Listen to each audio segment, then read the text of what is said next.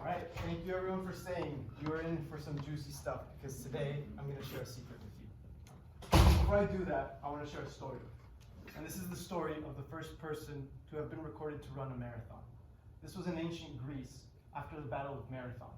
The Greek army defeated the Persian army, and to announce the news, they sent a messenger from Marathon all the way to Athens. This messenger ran and ran non-stop. It was an urgency. They needed to make sure the folks in Athens knew that they had won this battle. He ran and ran. The story says he was shedding weapons and clothing to make himself lighter. Goes into the assembly and finally screams out, "We won! We won!" And after that, dies of exhaustion.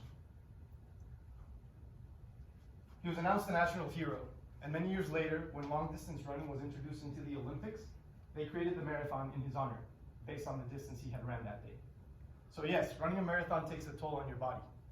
Not everyone dies anymore, most people don't, but it's pretty harsh.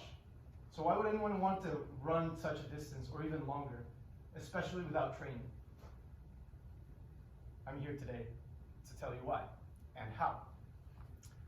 I used to hate running. It was the worst punishment anyone could ask for me. In grade school, running a mile was death. My shins hurt. I just didn't like it. And I promised myself this was just not an activity I would do. It was not fun. Now, 5 years ago, running came back to haunt me when a friend spontaneously asked, "Hey, do you want to run a race with me?" And I said, "Sure, let's try it." And since then, I have ran half a dozen marathons, a few ultramarathons, and most recently, I completed a half Ironman. So, how did this happen? And I hate to disappoint for those who got excited with the title of the talk. The reality is that there's no training because everything is training. And so, to take home today, the dirty little secret is that training is not an action. Training is a mentality. And I want this to sink in for a second. Training is a mentality. Let me show you how adopting a training mentality into your daily life can serve as a personal coach. It can teach you how to opt in for the extra mile, and it helps you to set the right goals. Many professional athletes have a coach, and many times this coach sets up a program for cross-training, meaning the athlete performs activities that are not directly related to that athlete's sport, but that also helps train other muscle groups. For example, a swimmer might occasionally go for a run or do some rowing. In my daily life, that's what I do with all the activities. So if I'm going grocery shopping, instead of saying, "Oh man, one more thing to do," I see that as an opportunity to strengthen my legs with additional weight, right? When I'm commuting to class or anywhere I'm going, it's a chance to work on my calf muscles without really hurting my knees. When I'm sweeping, because I have to do that for my co-op, it's fun, whatever. But when I have to crouch down and just like sweep under the couch, I'm doing squats, right? So it's all part of training. If there's an elevator, I opt out of it instead of take the stairs. And those are just repetition sets. Even worse, if I say, "Oh, I forgot something downstairs," I won't say, "Oh man," I'll say, "Oh, I get to do an extra set." Again, training is a mentality. So how does this mentality help us seek the extra mile? Many athletes also report hitting what they call a wall. Sometime along the race, you just hit a wall where you physically and mentally feel like you can't push any further. The way to avoid this is to train yourself, train your mind to seek discomfort, right? And because of neuroplasticity, we can train our mind to purposely jump into being in an uncomfortable position. I do this again on a regular basis. Maybe I thought I was going to eat that delicious sandwich I had prepared the night before, and when I opened the fridge, a housemate took it. And all there is this weird combination of raw vegetables and fruits. Or for all I know, the weird quinoa in it. Right?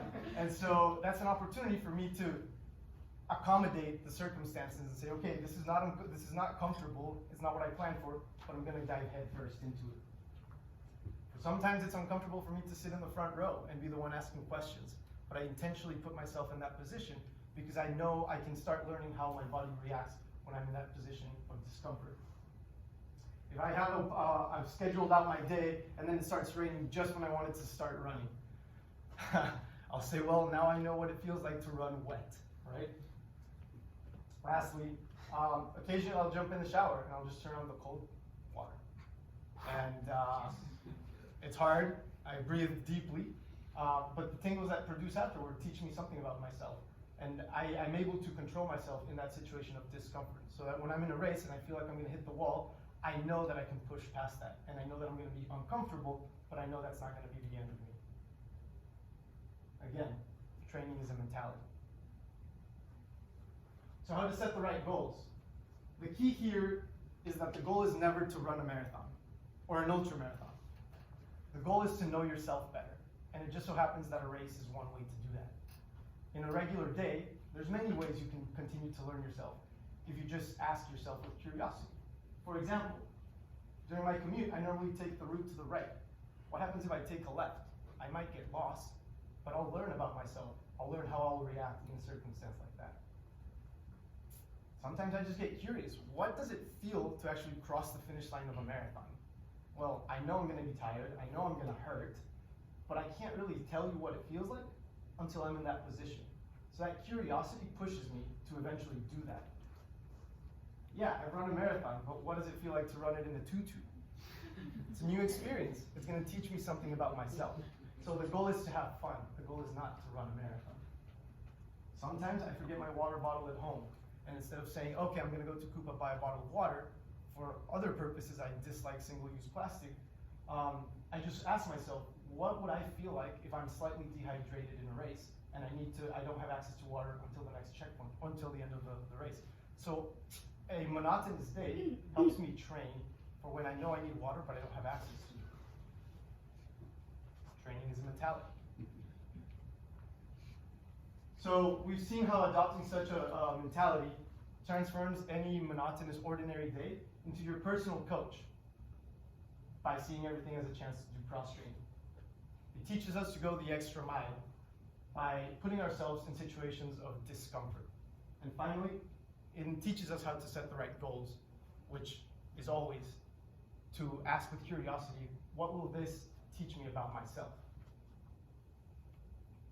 I just gave you a key. You might not all be training for a marathon or an ultramarathon. In fact, I suspect you probably aren't. But these tools you can use for anything you're training in your life, whether it's a new role in the workplace, whether it's a new personal project you're pursuing. Seeing these daily interactions as forms of training will get you there. So now I've shared my secret with you.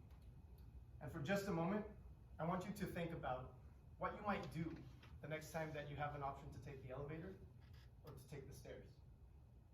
To buy a single-use plastic bottle of water or to wait for a couple of hours till you get home. Maybe you're going to make some decisions that other people will question. But hopefully, if they do, you get to tell them, well, I know this little secret. Training is